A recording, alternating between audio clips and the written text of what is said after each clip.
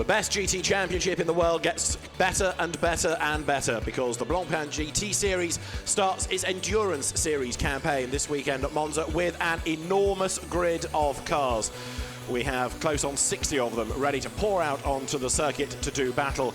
It promises to be another epic Blancpain Endurance Series season. And as the cars head to the grid, let's catch up with some of the top stories of the weekend. 11 different brands, 40 different teams, 60 cars, 180 drivers.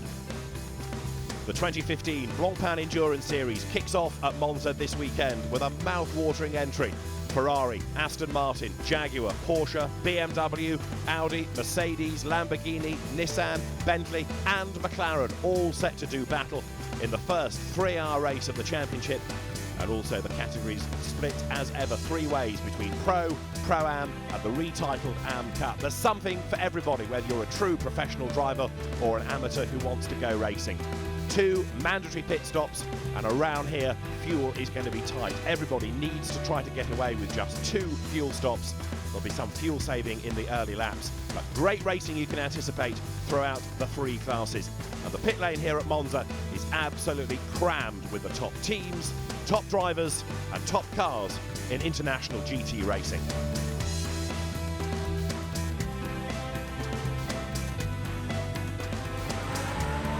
A new team for the Blancpain Endurance Series for 2015 is the Brazilian BMW squad, combining this with outings in the Sprint Series.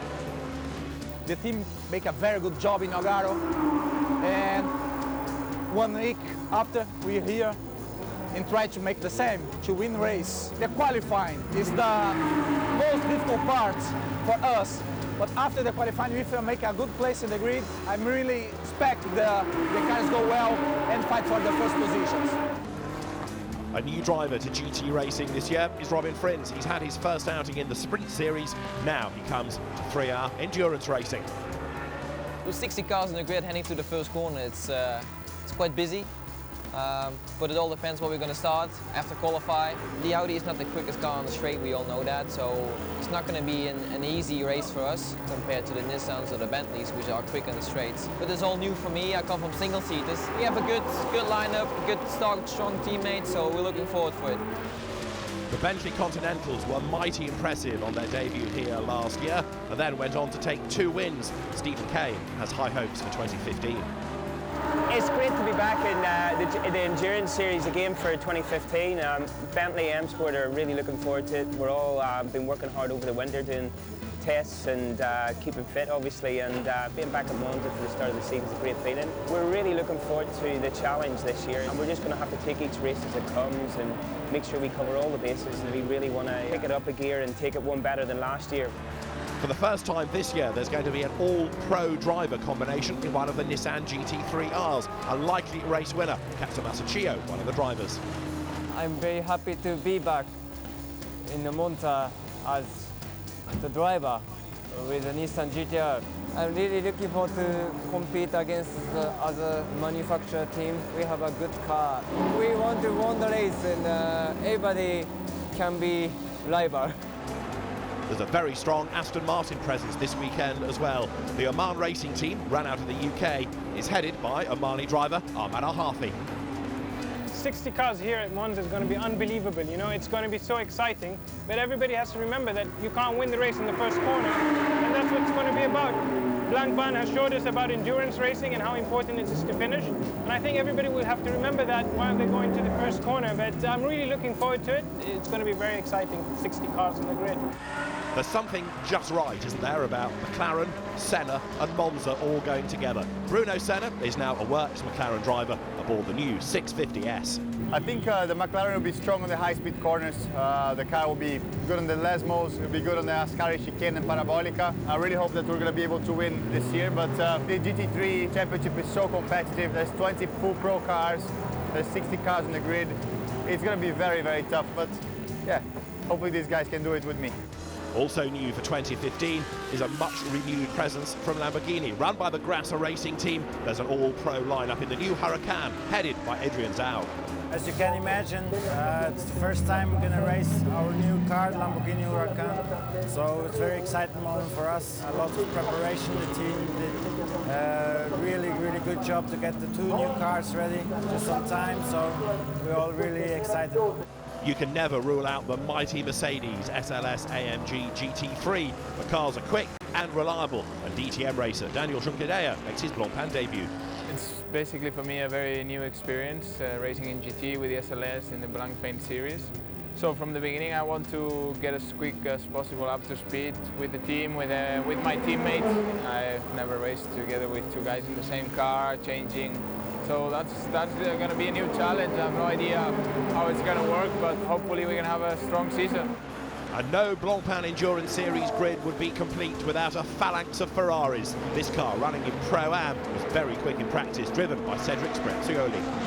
It's actually a great start of the season. First of all, starting with an Italian brand on an Italian circuit. I think it's a great chance. And then it's called the Temple of Speed, so I guess it's one of the best circuits to start running the engine out here. I'm very happy to be here and to be part of the Blancpain Championship. It's going to be a new experience.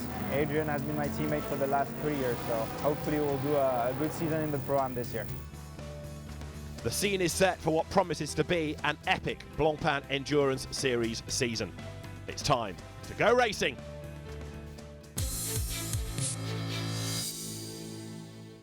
So the grid is now being cleared. Everybody making their way back to position, ready for the start of this opening round of the championship. But as ever, being presided over the Blancpain Endurance Series by Stefan Rattel, who is down on the grid, ready to have a word. Stefan, we're down here on the grid on this fabulous racetrack that is Monza. How excited are you for the start of the Blancpain Endurance Series? Very excited. It looks like it's going to be a great season. Full capacity, 59 cars. We can't do any better than that. Great diversity, looks very close in performance. And for Monza, an all-Italian front row, that's what we need. But I think it's important that Mr. Alain Delamura, Vice President of Blancpain, tells us his feeling, because he's our partner, and it's important to have an happy partner. Thank you very much. That's the best feeling you can imagine. You can read Blancpain everywhere. We were the first to believe in your championship.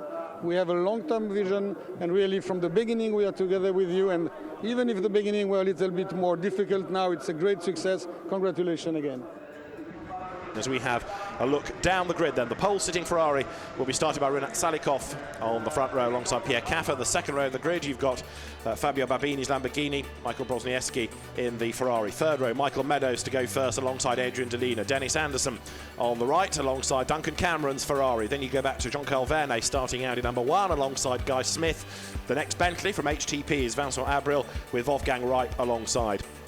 Tristan Vautier's Ferrari lines up alongside the new R8 LMS Ultra Audi in the hands of Frank Stippler. On the next row, Stefan Rochelmi alongside the Mercedes of Daniel Junqueira. Steph Dusseldorp comes next alongside the Audi of Christopher Hasse. Marco Bononomi and Daniel Lloyd share the next row ahead of Florian Strauss, and lining up alongside him is Vicente Potoliccio. Philippe Guiac's Ferrari is alongside the Nissan of Martin Plowman. Alvaro Parent and Alexei Vasiliev in the Mercedes come next, ahead of the Rob Bell-driven McLaren and Ian Machitsky's BMW. Mauro Engel lines up alongside Eric Dermont. Giovanni Venturini's Lamborghini alongside Alessandro Balzan's McLaren, ahead of Greg Gilvert's Audi and Steve Earle's Ferrari. They're ahead of Max Book's Bentley and Sergio Gimenez with the BMW, ahead of for Curie Cost, Evan Modell and Alexei Karachev alongside. As we get ready for 3 hours of the opening round of the 2015 Blancpain Endurance Series. Pierre Caffa on the outside line, then he should be the man who bolts away and seizes the advantage. The light will go out any second.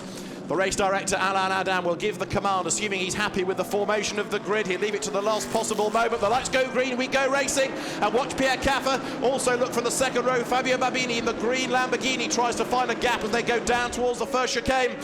Pity poor Rinat Salikov, who's got all of this traffic tucked up behind him into the first chicane. Pierre Caffa takes over the lead, and now breathe in, cross your fingers, because there's cars all on the grass and they're all going to make it through. It's a traffic jam. And so far, it appears they have all got through. The cars at the back actually had to come to a standstill, while the field, some of them now having to cut through the inside. One of them was the the Parker Racing Audi, and that had to take a shortcut. That's probably just a force majeure situation, but it is Pierre Caffer who got the advantage, not surprisingly, at the start, and ought to be able to control it pretty comfortably from the front. Well, that's the first real problem, isn't it, overcome, because it's always really heart in mouth at that first chicane, fearing the worst. We had it in the support races earlier on in the weekend. That's the second chicane completed, and now they head off into the woods, and we have got drama. That's the Team Russia BMW that's in the barriers. Leo Machitsky at the wheel. Yeah, he's been turned around going through Curva Grande, and he's gone backwards into the barrier. It's going to be a local yellow. It could even be a full course yellow, unless that car is actually moving as we're watching the rest of the field coming through the second Lesmo, and they making their way down to the third chicane, the Ascari chicane. So can that BMW get going and get out of harm's way, or are we going to have a neutralisation? There's a yellow flag. We go safety car. The safety car legend is on the screen, and there's another one off as well. It's the number 12 BMW. That car, driven by Eric Dermont. He's another driver that arrived this morning, having been racing in the UK yesterday. So I spoke too soon, didn't I, about everyone getting through trouble-free. They may have got around the first corner, but not the second or the third or the fourth. Now, once they got through the first corner, then they all fanned out going through the Curva Grande. That's where the contact occurred. The second BMW, we couldn't quite just see which part of the circuit it had gone into the gravel trap. But look, 59, 60 cars on the grid, it was inevitable that on the opening lap there would be contact. Hopefully that's all it is. That looks like it's out of the again Curva Grande as well. So there's the BMW limping back, the Russian BMW limping back. The other BMW being removed by the snatch vehicle that's been towed away to safety. So the Russian BMW will get back to the pits. I'm not sure the other one will make it. Definitely helps them a little on fuel, but it's only one lap of safety car. As you can see, as the field goes past the BMW there of Leo Machitsky, the safety car is in this lap. So we go racing, and look at the way that the top two have gone already as they come pounding up towards the line. It's a huge bottleneck, but some have been dawdling. Well, they haven't been doing what they were told to do in the driver's briefing. That is, maintain 80 kilometres per hour. The gap between what is probably about 10th place car and the rest of the field is probably nearly 5 seconds. That shouldn't have happened. But anyway, there we are. But that second wave, which I think at the head is Duncan Cameron. He's a very experienced driver, but he was the one that was perhaps not expecting only one lap of safety car and wasn't on his toes, and therefore he's lost chunks of time, and so is everybody else behind him. So what that gives you is the leading 11 in one group, and then everybody else, 12th to 59th, all in a queue. The leader is Pierre Caffer, second is Rinat Salikov, and third is Fabio Bambini as they go down to the first chicane. And here's the leader in traffic, John. Yes, and that leader is getting caught by half a second by Salikov, and he's made a mistake in the chicane, and Bambini has managed to get around the outside. That was the pressure. It came rather unexpectedly because he had enough of a gap. He didn't have to outbrake himself into the first turn in that three-part chicane. So the battle has now been resolved in favour of Bambini in the Lamborghini. But have a look now that Fabio has been released, how he's doing to try and get away. So tremendous effort this being put in. But I tell you, it's not just Salikov, it's Adrian Delina, it's Michael Brozniewski in their Ferraris doing such a good job as quick AMs. Now remember, everybody is on as fresh a set of tyres as they would have over the weekend. Malcolm Wilson keeping a keen eye on the progress of Guy Smith. Guy Smith currently in 6th place. Let's have a look at the start. What a spectacle that was as this grid of 59 cars was released down towards the first chicane. Dennis Anderson saw Guy Smith go past him, but have a look towards the middle of the field and look to the left of the screen, because any moment there's a car on the grass because there's just no other space available. What's that, 4-5 wide into the first corner? Well, we had the Grand National, the famous horse race in England yesterday. This is the Grande Nationale here at Monza, and there is the BMW getting really heavily punted indeed on the outside of the Curva Grande. That was on the opening lap. And then you see also the Russian BMW, it got sort of maybe checked up, and as a consequence of that, that was what maybe led to him getting punted on that left rear corner. In Pro Cup at the moment, it is Fabio Bambini leading Guy Smith, leading Jean-Carl Vernet, because the overall race leader is from Pro-Am. 4th Pro Cup is Vincent Abriel ahead of Wolfgang Reip, ahead of Daniel Juncker. But look at this little battle shaping up nicely.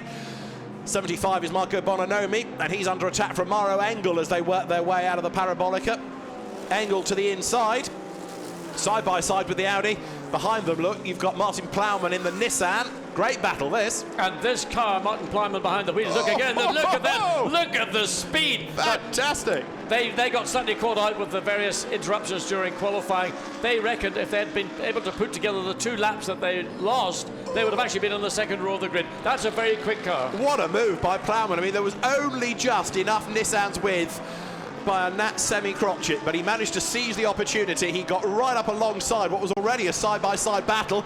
He went round the outside, he's pulled away, and Bononomi and Engel are still squabbling over the place. And they've got another Nissan joining in that little battle. So the Nissan, with all that straight line power, is able to force its way between the battling Mercedes as they come into the second chicane. And right now, Fabio Babini has done the best third sector time of anybody in the race as he closes up on the race leader. Dennis Anderson here is being mugged in the Ferrari as they come diving down towards the Parabolica. He's got Martin Plowman up behind him. Up the inside is 33 Mercedes, which I think I'm right in saying is a lap down now. But up towards the timing line they come. The Mercedes on the inside is going for the pit lane. So the Ferrari, have a look at this. Dennis Anderson has got them attacking him from all angles now, but it's Martin Plowman who is next in the queue as they come over the line. Then Marco Bononomi, then Florian Strauss down towards the chicane. Mauro Engel in the black and yellow Mercedes pops out of the draft, finds Alvaro Parent in his way. And as they get to the corner, Martin Plowman on the inside gains a place, but Anderson is forced out wide, so Bononomi suddenly nips around him. He gains a place, and there's drama there. Somebody was all sideways, and there is a real old traffic jam because Parent has been turned sideways. Engel is involved, and also in all of that you've got Giovanni Venturini's Lamborghini. Well, you're breathless. All that happened in the space of, what, 6 cars trying to get through turns 1 and 2. Well, not quite side by side, but just using every bit of road that there was. And Parent, just maybe by thinking too far ahead, put himself into a difficult position. Oh, Olivier Grutz off the road now in the BMW Z4. Yellow flags wave. Even if you can get out of there, there's going to be a lot of gravel, and the Nissan there has slowed down. Now, what's all that about? He's pulled over to the left-hand side of the track just to make sure he doesn't get in the way of those cars that are following. So whatever his problem is, it's something that's going to send him back into the pits, I would think, at the end of this lap. Because he was battling for position, 21st at the start of the lap. Florian Strauss said that's a car with a problem, and it's significant because it was a quick car within the leading 21. Difficult situation here for the marshals up in the Ascari chicane. Waved yellow flags. Drivers coming up to it for the first time as we see the Sean Walkinshaw car, Greg Dolby behind the wheel, and they need really to have a full course yellow, I would suggest, to get that car moved safely. Well, they've got it now. They've pushed it into the gravel trap. Hopefully a snatch vehicle can get to that BMW and again pull it further to safety. There is areas just at the exit of that Ascari chicane where they'd want to get the car as quickly as possible. As there, over the timing line, absolutely side by side, Steph Dusseldorp in the Mercedes comes up alongside Dan Lloyd, and the Mercedes goes ahead, so that puts it up to 16th place. The Oman Racing Team / Motorbase Aston Martin drops 1 spot. Pierre Caffer is not only still leading, he's just done the absolute best in the first sector. And because of the amount of drive time that the lower graded driver has to do, so they need to get Stephen Parrow into that car, get his driving time started. So Pierre Caffer is due for a pit stop. This is his last hurrah, I think. So it's going to be Stephen Parrow to get in. That means the car has been decaffeinated, I suppose. Pierre Caffer gets out and now helps to strap him in. And the car will be back on track very shortly. But of course, this stint, don't expect anything quite the same. With all due deference to Stephen Parrow, he's a less experienced driver, but we'll now see how he gets on. He's done a lot of laps. He's been a regular in the 24-hour series, but stepping up to a whole new level here in Blancpain. So just to recap, Engel, Bononomi, Venturini all have a drive-through penalty. Yeah, and problem, right? The left rear tyre cut. That was the car of Adrian Delina that was running well inside the top 10, and look, it's got to limp the best part of a lap back. And that tyre will only get more and more shredded. That's what's going to happen. And he's got to try and keep out of the way of cars that are now catching him very quickly, trying to stay off the racing line. Obviously, sometimes you can't do it, but it is a problem for those cars that are following. They'll be frustrated. Wolfgang Wright pits. So good job had been done by the Belgian driver. Also in, look, is Guy Smith. So this gives you 32 laps, and the pit lane's getting busier and busier now. Also in is number 1, Audi, Jean-Carl Vernet, in at the end of 32 laps. Get the wheels straightened up. That's something the driver needs to remember to do when they come to take the wheels off. It helps if the wheels, the front wheels that is, are pointing in a straight line. If the rear wheels are pointing anything other than straight, then you probably want to put the car back in the garage. So the leader is in at the end of 34 laps. Fabio Babini comes in. and 34 laps is very impressive indeed. So in comes Fabio Babini. That's going to give Ferrari 10 Tristan Vautier the lead, assuming he doesn't pit this time. But it's where this car blends back in relative to those that have already made a pit stop that we need to see. The number 7 Bentley turning its way now with Andy Merrick at the wheel. Mechanic there just slips over, recovers well, but it's the last thing you want when you've got all this pressure on you. Yeah, I mean, even as, oh my goodness, just very close as the Mercedes pulled out to catch, almost catching the gunman on the Lamborghini. So the tyres being removed to safety, and that's again something with such a crowded pit lane has to be the responsibility of the car leaving the pits, not of the driver, not of the engineer working on the car. Right, Michael Lyons is up into 3rd place in number 11 Ferrari. This, I think it's fair to say, is the overall best showing we've ever had from Pro-Am cars in terms of an overall classification. We've never had a Pro-Am win. I'm not suggesting we will necessarily have that today, but it's very interesting to see, particularly, I suppose it's because they're in Ferraris that go so well around here, how good the Pro-Am combinations are doing. Michael Lyons goes through then. He's 15 seconds back from Norbert Siedler and is not lapping as quickly, but Siedler is lapping quicker than Andrew Palmer, who's a Monza rookie, so the lead gap is coming down a little. Now, Bentley versus Nissan, 'twas ever thus. Well, this time, I don't know, I was going to say it looks like Nissan has got the upper hand, but not really. So these two cars have been glued together throughout. The Nissan quicker out of Parabolica, holds the tighter line, but there you can see just beginning to eke ahead. And it does, so just got the power down that little bit sooner. The Bentley's got good traction, but just that little bit of extra grunt. Now, side by side, the Bentley probably marginally slipperier through the air at the very high speeds. Close it back under brakes. Could break a fraction later because he was on the racing line. The Nissan had to back out of it just to ensure he didn't overrun into turn 1. Katsumasachio makes his move, coming for 7th place down towards the Parabolica. He's got the inside line and he's made it work this time. So Katsumasachio goes through. The Nissan moves ahead of the Bentley. The Bentley, in fairness, with Harold Primat at the wheel, and this is the HTP car, not the M Sport car, don't forget, stays on the back of the Nissan. But I think now that Chio-san has gone through, he's going to be able to gap that car coming over the line. Yeah, I mean, he's pulled over a second already in the space of coming into Parabolica and exiting it. So once he's got the nose of the Nissan ahead, it was not going to be denied him. It was, at this point, 1 lap ago, a little bit of a different situation, but he did a good job coming out of the Ascari chicane, got the run on the Bentley, and got position alongside before the braking, and therefore Harold Primat was unable to make any defence at the corner. As over the line comes the Nissan once more. And that car with Katsumasachio at the wheel is in 7th place. Meantime, Frins to Griffin is only half a second, and look at this coming into the chicane. Well, we thought that was a done deal when the Nissan got ahead of the Bentley. Well, somebody didn't tell the Bentley that that is not the case. So Harold Primat has decided that there's a bit more pace available to him. Maybe the Nissan just used its tyres a little bit too hard, and that's the consequence of trying to get past. The Bentley was having to defend, but maybe not defend as aggressively as the attack was coming from behind.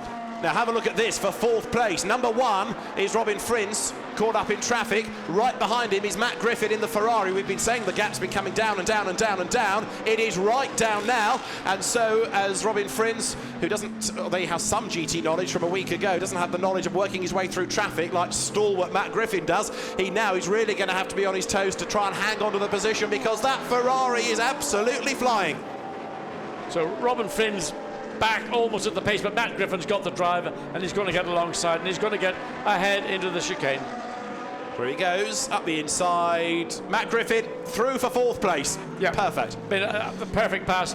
In fairness, Robin Frins didn't really make it a hard pass. He allowed the Ferrari the route, and whether there's an issue or whether you, as you suggest, they're running to a pace which is being dictated probably by fuel, well, that's something we will not know until this race is concluded. But certainly Matt Griffin's pace has been really strong since he got behind the wheel of the Ferrari. Well, we've got Jensen, the tail end of this group. And we saw a really very good performance indeed in qualifying for that car. So running at the tail. Started on the 4th row of the grid. Mark Jensen, Dennis Anderson. So again, you've just got to bide your time. So the Aston runs wide, the Mercedes gets the benefit up the inside, the Audi sweeps through as well. So, and in fact, the Ferrari, so in the space of what, 2 cars get through the parabolic, and the Ferrari probably going to get the position down into the turn 1. Well, that's all you need, isn't it? 1 car goes through, it puts you offline, and then suddenly you're easy prey for the whole line behind you. You're riding with Martin Jensen, who comes over the line. He was down in 19th, he's now 16th, and it's going to get a whole lot better on this lap. Paul Wilson's in danger of losing another place now because Christian Mamarov comes up alongside him in the Audi. Couldn't quite find a way by. Remember, that's been a car that's had a penalty. Number 6 Audi there at the back. You can just see it going through and riding with Martin Jensen. Now, as he turns his way towards the Curva Grande, he's continuing to pick up places. There's the Ecurie Cos BMW. Have a look for the white and black, almost anonymous Ferrari, but there it is. There's Indy Doncia, and then not far behind now is Martin Jensen. And Martin Jensen gets a mega tow off all of them, but as he pulled out a bit too soon, when he's got the inside line down to the first chicane, he's up alongside Edward Sandstrom. He can't get past the Mercedes because he finds a face full of Indy Doncia who's lapping people, but Martin Jensen gets 1 place out of all of that. Well deserved. Yeah, indeed. And when he saw the Mercedes swinging from left to right, I'm thinking about it, oh no, I've got a great run here, I've got track position. Am I going to have to lose it again because the Mercedes is going to back me up? But that wasn't the case, and so the Ferrari trying to pick up and maintain that momentum, closing on the gearbox or the back tail of the Mercedes, gets up alongside and takes another position. So that was all about turn 1 and 2. Good thinking, forward thinking from Martin Jensen to use that knowledge and that sort of, I suppose you might call it brain power, which is how you get through people cleanly. As we go back to the lead car, comes across the start-finish line to go on to its 57th lap. Now let's head down to the pit lane because the CEO of Lamborghini, Stefan Winkelmann, must be very happy with the way that things are going here, and he is in the pits with OJ Borg. Stefan, 19 seconds lead at the moment. As the boss of Lamborghini, you've got to be happy. Yeah, so far I'm happy. But remember, there's more than an hour to go, so let's wait for the finish. I guess the question is as well, and I don't know how you'll answer this, are you surprised you're doing so well? Yes, I have to admit, no, due to the fact that this is our first race in GT3, where we are officially involved as the one who has developed the car. So we expected a lot, but this is over our expectations.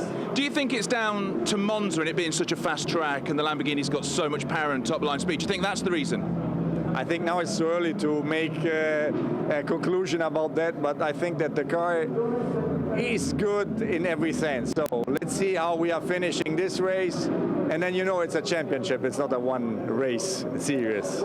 Thank you, Stefan. You're welcome. This is a genuine battle for 6th place. This isn't Merrick trying to lap a car. This is Andy Merrick having to work to get himself into the top 6. I think the message has gotten through, and the pace of the Nissan has now picked up. So Andy Merrick not quite in the position that he might have hoped he would be.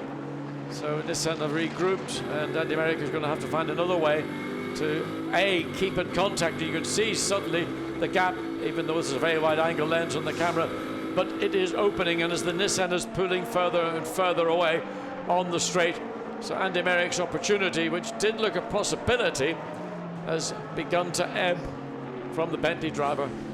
Yellow flags then in sector 2. It's number 50 once more. Gary Kondakov has had his 2nd incident of the race and more than that of the weekend. So yellow flags wave, but only a local yellow at the moment. If it becomes more than that, we'll squawk. But for the moment, the car is off in the gravel, and I think Gary Kondakov may well be advised to give that car over to somebody else if it's allowed back into the race, because he's had a fair few moments over the weekend. Yes, and I mean, he's coming up almost to the area where we'll be stopping anyway for the final pit stop and change of driver. So we're watching Sean. Well, again, his car, as we saw on the other Nissans, there's something just where the air intake on top of the bonnet, there's something that flaps. So on the Sean Walkinshaw car, that's also evident. I don't know quite what it is they attach or is there, but we've seen it in some of the other Nissans this afternoon. Now, for a couple of cars that are struggling on fuel, then we're starting to be about 2 laps away from when they might pit. That full course yellow didn't last very long, so it didn't save people too much fuel just a little while ago. And in fact, having said all of that, the leader is in and the 2nd place car is in, so much earlier than anticipated. In comes number 19, Andrew Palmer, is in at the end of lap number 60. and 333 Norbert Siedler is in at the end of lap 60. That's not to do with fuel, that's to do with drive time for Rinat Salikov. There they both are, look, in the pit lane together. So Jerome Moule will get into the car for the final stint off the jacks, and the car is now leaving the pit lane. Make sure you push the speed limit button. 50 kilometers per hour until the pit lane exit. But Jeroen Moule is quick, we know that, so that Lamborghini is still looking very, very well placed. I would say right now that looks the car that is going to dominate this afternoon's race here at Monza. So briefly, we had Moule from Muller as the top two, but that'll change at the next sector as number 2, Nico Muller, turns his way now out of the second chicane. So Rinat Salikov in number 333 Ferrari is in second place, but the gap first to second is 47.4 seconds, which is getting on for over a third of a lap. An extremely comfortable advantage. All you need is a safety car or a full course yellow, and you're back to square one. But having said that, you still have to put your money on the Lamborghini, just purely on the strength of the driver lineup. Yeah, the full course yellow, everybody goes at the same speed straight away. Yeah, the safety car, everybody bunches up. That's right. So that's what they definitely don't want. Yeah. No, they want full course. No, safety car. The full course, everybody has to run at a pace. Correct. But we have seen a number of drivers not being aware of how quickly they can get caught out when the full course yellow is withdrawn. But no, from the opposition's point of view, a safety car is just what they need now. But we've managed to get through the day with only one use. Oh, big shot! But that could be a safety car. Now that looks like a mechanical failure under braking. That was a big impact. The McLaren suddenly speared off the road and took the Bentley. Yeah, absolutely. That was massive. Now, whether he locked a brake, the car just suddenly speared sharply to the right, hit the barrier just before the apex, going into Parabolica. Heavy impact. And of course, the Bentley was just simply in the wrong place at the wrong time. And we would like to have a look again and see what was the cause, just to get a better view of it. Was it a locked rear? But certainly the car travelling straight as it came into the braking zone, then very aggressively veering off to the right. I think it was 55, Fabien Tuner, who'd already been off once, remember? And that is a very broken McLaren. Yeah, and he's able to get out of the car under his own steam. That's a heavy impact. He will be winded and 54, feeling the effect of it. I mean, that's a lot of G-force, but yeah, no, he seems in relative terms fine. Yeah. And the car, well, that's not going to do anything. Look how far the car travelled, and look at the Bentley also now being pulled away, and all the carbon fibre and damage on the racetrack as well. So the cars are off the road, but there's barrier damage and there's debris all over the road. If anything, we'll bring out a safety car. That is it. Yes, apologies. It's the sister Attempto car, 54. Ronnie Valori at the wheel of it. It's about the only time we've seen the car all day, and sadly it's with a big impact, and one of the Bentleys got wiped out, and we go safety car. Here it is again, John. Yes, so side by side coming down into the braking zone. The McLaren drifts over to the tail. Did he just overreact, or it's hard to tell. There was anything. I thought maybe there'd been something mechanical, but that just looks like more or less a driver instigated. And once the car started its career towards the barrier, there was very little anything could do about it. There was no contact with the back of the Bentley. The Bentley didn't do anything incorrect, and one might have to say now, looking at that accident, probably driver induced. As though he got suddenly caught out by how quickly he caught up to the back of the Bentley. And yeah, well, safety car is deployed, so this is what we were talking about but a lap ago. The safety car is in this lap, the green flags are ready, and what's been a rather unsatisfactorily conducted safety car period. We have team managers of pesky Porsches being summoned to race control. It is at an end, and we are back racing with 31 minutes to go. Lamborghini leads, and then there's an awful lot of traffic between that car and the second place 333 Ferrari, and also now we don't have that many on the lead lap. No, and it's perfect for the big lock-up from the Nissan coming into turn one, but it's perfect for the lead Lamborghini. Clear air yet again, and it'll take him probably 5 or 8 laps before he catches up to any of these cars that are currently still filtering their way through onto start-finish straight. And what a messy safety car deployment it was. Not the fault of the safety car, but the fault of some of the drivers, notably our good friend here in the Porsche, who didn't do what he should have been doing. In fairness, he may have been being directed by the pit wall and therefore taking his instructions and doing what he was told. And that team manager from the Attempto squad has been summoned to see the race director. Number 6 has got a drive-through penalty for speeding in the pit lane. Marcus Winkelhock at the wheel, but it's not for the first time that car's been penalised. Right, half an hour remains of what's been an intriguing race, and it is then Jeroen Mul who leads the way, having taken over from Andrew Palmer, who took over from Fabio Babini in the lead car. 18 seconds is the advantage, but it's not just 18 seconds in terms of time that he's got over the opposition, because there's all of the traffic as well as there. Number 2, Nico Müller, rides the curb. That car is in 7th place, but a lap down now. So Bonaccini is getting closer to that car. That's second. Salikov in number 333. Look for the black and red Ferrari. There it is. Alessandro Bonaccini in 3rd place. So he's got one car to get past, a back marker. Then he can think about attacking the green Ferrari. It's the Nissan just up the road, isn't it? The Sean Walkinshaw team car that will have Craig Dolby on board for the last stint. Great to have Craig back in a good European Championship, former hero in Super League racing. But there is 333 Renat Salikov, having taken back over from Norbert Siedler. He's now got to bring it through to the end and working his way up to the Lesmos with Alessandro Bonaccini getting closer, but he's also got to thread his way through the traffic. As way out wide there goes Nikolai Silvest, up the inside goes Salikov, and Bonaccini is struggling in the traffic here. And the Nissan makes its way up the inside again, just using the benefit of two drivers using a bit of racetrack. They both wanted, so opportunism for the Nissan to get through and to follow the Ferrari and pull away, but he's got pressure from behind with the Ferrari that really is looking to make his way into 3rd position, and he's got alongside and he's taken that position, and he's now on the tail of the 2nd place Ferrari. But the way that Bonaccini is going suggests that a Pro-Am class win could be on the cards here. Is this the highest up the order we will have ever had a Pro-Am winner? I think it will be, to be 2nd place. You've got 1st, 2nd and 3rd in Pro-Am, 2nd, 3rd and 4th overall. 3rd in Pro-Am is Duncan Cameron in 51. As there you can see Craig Dolby swoops through up to 14th now, because he's got past Nikolai Silvest. So while they've been being lapped, they've also been squabbling amongst themselves, and Dolby goes 14th, and he's not finished yet either. 27 minutes to go, but there are more places yet that he could shake out of this. Yeah, the trouble is the two Ferraris ahead of him are ahead of him in position as well as on the road. So Craig Dolby has got to look beyond those two Ferraris, and amongst them, these cars will be some of the cars he can gain position with, but again, some of those will be cars he will be lapping himself. Now this is for 4th place. Ferrari Duncan Cameron, Audi Lawrence Vantour, absolutely side by side past the pits. There's nothing between them at all, and Duncan Cameron is doing a great job here of standing his ground on the inside.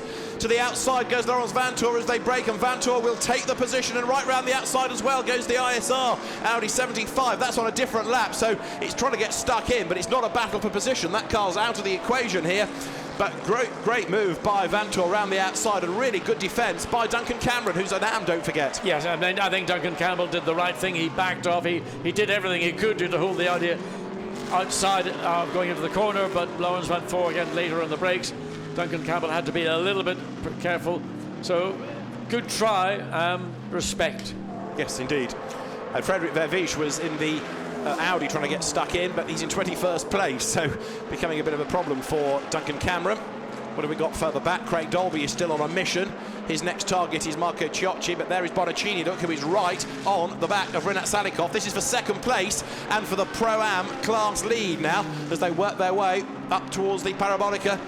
Michael Lyons is watching on here with perhaps some nervousness. He wants a class win if he can get it. The car is 2nd in class. Let's hear from Michael. He's with OJ Borg.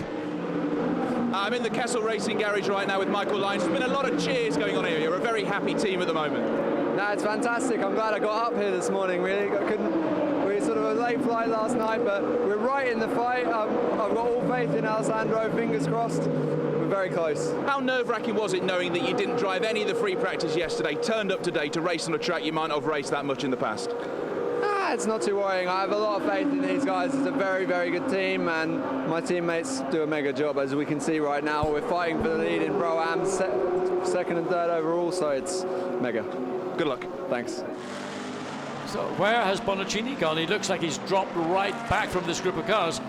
We thought it looked slow as he came through the last lap, but suddenly not even envisioned as they went through the first of the Lesmos. Yes, he was over a second slower in the first sector.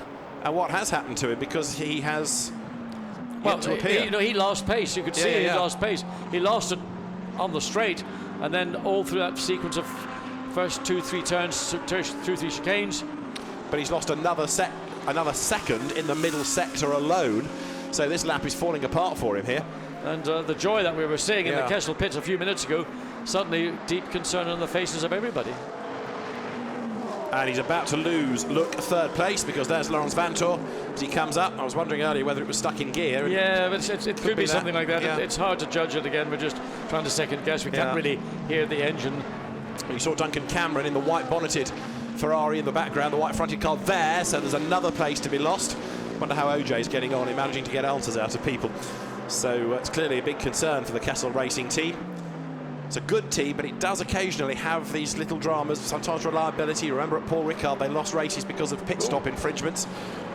And it's a little bit squirrely going into the parabolic. Just as he got on the brakes, the car just didn't look stable as it had previously been.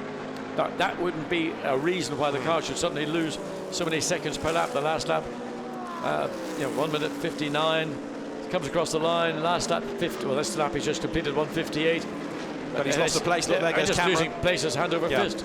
As you say, he's staying out there to try and salvage points at the end, but he's still got 15 minutes to go. But the car's not getting worse, it's just not as quick as it was. It's not getting slower and slower and slower. It's just hit a slower buffer now. 10 seconds a lap off the pace. Yeah. Now, OJ, have you got the answer for us? Well, apparently I've just spoken to the team principal. They say it's a temperature problem, so slowing down, they think they might be able to cool it down and get it back up to race pace. They think it is fixable. The Audi you just saw, the blue and white one, is now Eduardo Mortara, former Macau Grand Prix race winner and the GT race winner at Macau as well in years past. He's up now into 10th place and going after Andy Soucek in the number 8 Bentley, and the team manager of the 888 BMW is now being summoned to the race director. That's a long way down, I'm afraid, that car, with co-owner Lee Mole at the wheel of it now in 45th, but there might be another story to tell there. Right, so for now, 9th place, Andy Soucek, Bentley versus Edo Mortara, DTM racer in the Audi. Those two nose to tail, another good little fight building up there. And there goes up the inside, Mortara, oh, there's contact, and he gets up the escape road, and so does Soucek, gets back on. But the Audi just about makes that stick. Chiocci in the Ferrari tries to split them. He's up the inside of Andy Soucek, can't do it. So the Audi scrabbles past. Here comes Chiocci now to get the inside line as well as they head towards the second Lesmo, but Andy Soucek repels that challenge as well. Even with 11 minutes to go, he's still frantic out there. Edo Mortara then up into 9th place and side by side for 10th. Chiocci goes through. Marco Chiocci, another driver in the Pro-Am class, moves through up into now 10th place overall. So Soucek losing 2 spots on this lap. He's also been lapped by Renat Salikov as well, because he now moves through on track. So they're the green Ferrari running second, the best part of half a lap back now on the leader. And we've got just 11 minutes to go. But Salikov in turn is well clear by 18.5 seconds, give or take, from Laurens Vanthoor. So things up front may have become a bit calmer, but lower down the top 10, it's still absolutely fierce. This is the end of lap 88, a race with 2 safety car periods, the most recent coming with 45 minutes of the race to go, but hopefully we're going to be clear all the way through to the end now as through goes Jeroen Mul. But there's absolutely nobody looking as though they might be able to touch him, because he's about half a lap ahead of everybody else. We've had a drive-through penalty for Lee Mole. The 888 car has been penalised for not respecting the pit stop procedure.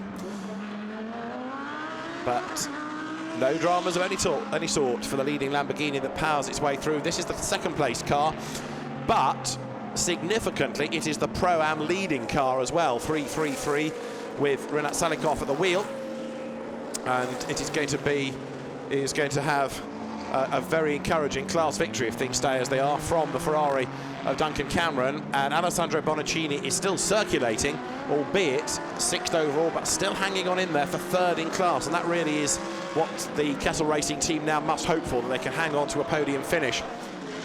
And just 2 3/4 minutes of this race remain. That's how the Am Cup stands. 111, that's the car with the Australian Liam Talbot at the wheel. He leads the way.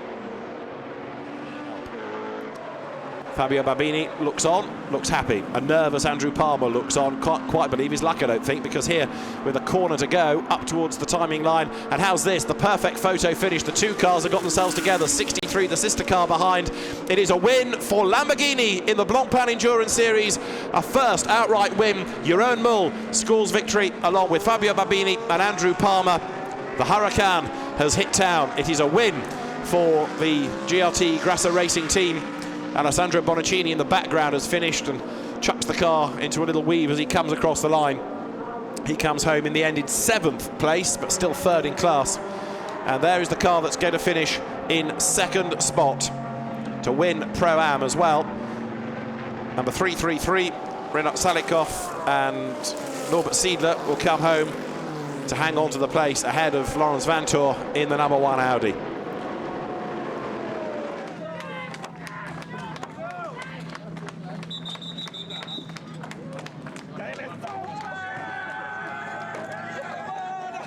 Now what a reception for Jeroen Mul.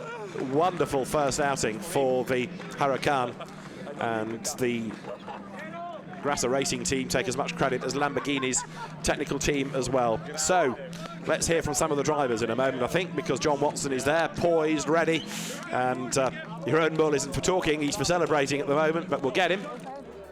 So let's have a look at the way that the results were after 93 laps of racing. The GRT Grasser Racing team Lamborghini Huracan of Jeroen Mul, Andrew Palmer and Fabio Babini victorious, ahead of the Rinaldi Racing Ferrari of Norbert Siedler and Renat Salikov, and then 3rd Jean-Carl Vernet along with Robin Frins and Lawrence Vantor in the Audi run by the Belgian Audi Club Team WRT. Duncan Cameron and Matt Griffin 4th, Stephen Kane, Andy Merrick, Guy Smith in 5th, and Nico Muller, Stefano Tali and Frank Stippler taking 6th, ahead of the troubled Bonaccini Lions and Brozniewski Ferrari that ended up 7th. 8th, Chio, Wright, Buncombe in the Nissan. 9th, the Santilok Audi, and rounding out the top 10, 53 Ferrari and Marco Ciocci in the last stint of AF Corsa, ahead of the best Mercedes, and then the Nissan, Craig Dolby bringing it home in 12th from MRS GT. The 2nd M Sport Bentley coming home 13th. The Insight Racing Ferrari of Anderson and Jensen 14th, ahead of the 98 Mercedes. The best McLaren only 16th, the Von Ryan car of Rob Bell and Shane van Gisbergen with 71. The GT Russian team, the Audi car with Bernd Schneider at the wheel of its 17th. The best of the Brazilian BMs was 18th, and scroll right down to 22nd, and you get back to Ferrari. But 24th is where you have the winning car from the AM category, formerly the Gentleman Trophy, now the AM category, the Kessel Racing car in the hands of Steve Earle, along with Liam Talbot and Marco Zanottini. Jeroen Mul is there, and John Watson's ready to have a word. Gottfried Grasser, what a fantastic result for you and for the brand new Lamborghini Huracan. It's a fairy tale. Can't say it's more than a fairy tale. And we did not believe after the change of the BOP 1 centimeter going higher, all the aerodynamic what we learned was gone. We learned, improved from every training to training. We're going through from place 32 or something in free practice now to P1. It's all my guys here did this job. Well, I think all your drivers were outstanding. Jeroen Mul is completely. Andrew, come here, guys. Jeroen, come here. What is your yeah. You led the race from the lights going out. The car was fantastic, and it was fantastic to the last lap. Fantastic. First, the debut of the Lamborghini Huracan is fantastic for the team. All the Lamborghini group working for the project is fantastic to win the first race.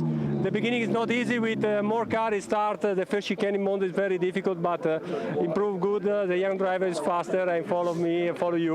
I think is good. Thank you for all the team, Grasser and all the guys. Andrew Palmer, you're the middle stint. Jeroen Mul. Jeroen Mul, beg your pardon. You're both looking the same. Jeroen, you finished the race. What does it feel like? I mean, you've won a race in the first time a car on the racetrack.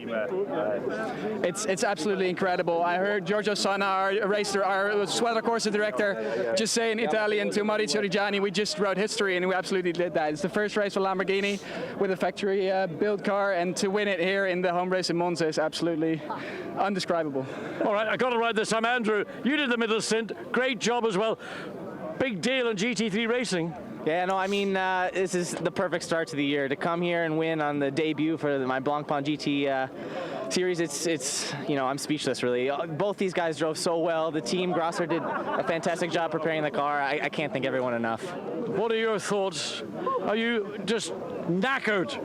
Let me say, I must say thank you to the company, thank you to Giorgio, because he was the father of the car, of the program, and I think today we really write a page of the story of Lamborghini. It's the first time that we approach to race, and to be here in the first place, I think, is a dream for everybody.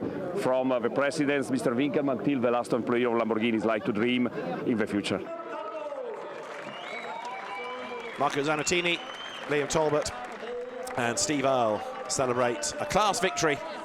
Liam Talbot, the Australian, racing at Monza for the first time. Very, very happy man. And as I said during the race, he's come to competing relatively late in life, no karting experience, but as a quick amp, began in his early 30s. He's done a lot of miles in Europe, but new to Blancpain at Monza. He's done the Spa 24 hours before, but good to have him here, and a successful visit to Monza. So for the Rinaldi Racing team, the German national anthem, Renat Salikov and Norbert Siedler celebrate a class victory and the best overall finish for a Pro-Am car. It may have been 37 seconds behind, but to be second overall against a 23-strong Pro Cup field, believe me, it's a heck of an achievement. The winners, Jeroen Mul, Andrew Palmer, and fabulous Fabio Babini receive their trophies. Fabio Babini is as animated as ever, a delighted race victor. Jeroen Mul and Andrew Palmer having his first outing at Monza, celebrating as well. Lamborghini take trophies, they take Blancpain clocks, and Stefan Rattel steps forward with the checks for the winners. Second in Pro Cup, getting 20,000 euros. And handshakes with the drivers. And Stefan, I think, will be well pleased with what's been a very impressive start to the championship season, and a very impressive start for a new car, the Lamborghini Huracan GT3, taking a maiden victory. How the championship has moved on from 2011, when we had the Orlando Sport Porsche taking the victory here, thanks to being good on the fuel. But no Porsches in Pro, no Porsches in Pro-Am. Instead, things move on. Lamborghini victorious in the Pro Cup and taking a win by 37 seconds here in the opening round of the Blancpain Endurance Series. The next stop for the Blancpain Endurance Series is going to be Silverstone in May. We hope you can join us, but for now, from OJ Borg, John Watson and David Addison, bye-bye from Italy.